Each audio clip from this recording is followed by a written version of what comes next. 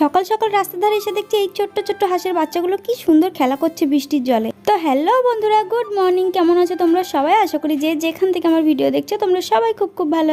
মেয়ে গেছিল ম্যাগি আনতে, ওর খিদে লেগে গেছে, ম্যাগি করে দিতে হবে। সকালবেলা সংসারের বাসি কাজকর্ম সেরে দেখো বসেছি একটু চুলটা আঁচড়ানোর জন্য। বিশেষ করে বাচ্চা কাচ্চা হওয়ার পর থেকে চুলের যত্ন নেওয়া তো আর হয় না, চুল উঠে পুরো শেষ হয়ে যায়। এখন দেখো বাচ্চাগুলোর খিদে কিন্তু আমাকে মেটাতে হবে, তার জন্য এই যে ছোট বাচ্চার খিদেটাই আগে মেটাই। বাবুর জন্য দুধ গুলিয়ে নিয়েছি, এখন দুধটা খাইয়ে দিই। অরিত্রীর জন্য ম্যাগি করছিলাম, সেই সময় পাশের বাড়ি থেকে একটা দিদি এসে এই যে বরবটিগুলো দিয়ে গেল। আর এদিকে আমি 2 প্যাকেট ম্যাগি বসিয়ে দিয়েছি, মেয়েকে একটু দেবো আর আমিও একটুখানি খেয়ে নেবো। ম্যাগি খেতে কিন্তু আমার বেশ ভালোই লাগে, ডিম দিয়ে করলে তো আরো বেশি ভালো লাগে। আমি খেলাম, সাথে সাথে ছেলেকেও একটুখানি মুখে দিচ্ছি। রান্না বসিয়ে দিয়ে চলে গেছিলাম টাইম কলে জল এসছে জল আনতে। এদিকে ডাল ভাত করে নিয়ে আসতে না আসতে দেখো বৃষ্টি পড়তে আরম্ভ করে দিয়ে মনে হচ্ছে আজকে সারাদিনই বৃষ্টি হবে। আকাশটা চারদিকে কালো করে এসছে, ফোটা ফোটা বৃষ্টি পড়তেও আরম্ভ করে দিয়ে। সকালবেলা কাচাকুচি করেছিলাম, বাবুর কাঁথা টাথাগুলো এখনো শোকায়নি, তবুও আমি তুলে নিলাম, কারণ সেটুকু না হলে বৃষ্টিতে ভিজে যাবে, তাই তুলে নিচ্ছি। বলতে না বলতে দেখো চলে এসছে সেই জোরে জোরে হাওয়া, সেই জোরে জোরে বৃষ্টি। মাঝে সাঝে যদি এরকম বৃষ্টি হয় না তাহলে মনটা কিন্তু খুব খুশি হয়ে যায়। আবার রোজ বৃষ্টি কিন্তু ভালো লাগে না। বৃষ্টির মধ্যেই বাবুকে মেয়েকে দুজনকেই ঘুম পাড়িয়ে দিয়েছি। আর আমাদের উঠোনটা বৃষ্টি হলে যে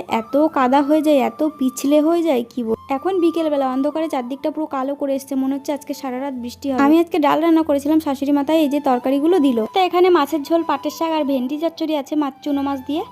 বন্ধুরা আজকের মিন ব্লগটা কেমন লাগলো কমেন্ট করে জানিও। Tata, by.